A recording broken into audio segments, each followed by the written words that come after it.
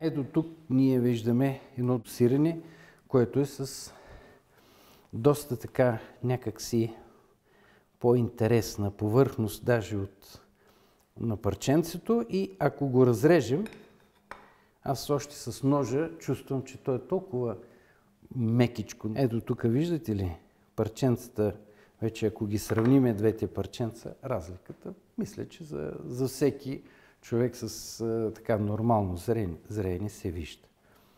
И от тук, ето това, което ние говорихме, виждате ли ги тези малки, така като парченца. Може би това сиренце е престояло по-кратко време, не е стояло тия 45 дни, нали, както се прави класическото бяло саламурено сирене. Ако пипнете ето тук, то аз не съм го пипнал и то вече потъва.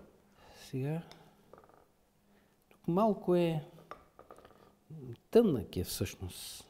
Тук отново виждаме бял цвят и тук виждаме, че доста по-влажен е този продукт, пак сравнен с този. Тоест тук сега можем да предполагаме вече, нали, че ще имаме и по-високо водно съдържание.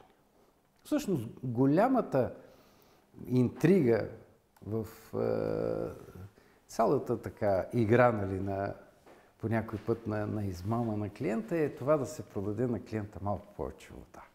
И когато започнат да се търсят някакви страшни неща, нали, че някой нещо едва ли не иска да направи на потребителя, просто това не е истината. Истината е тази, че водата, един кубик вода струва, вие знаете, в град София около 2 лева. Един кубик вода са 1000 литра. И ако ние можем да ги продадем по 8 лева, значи това си е жива печалба.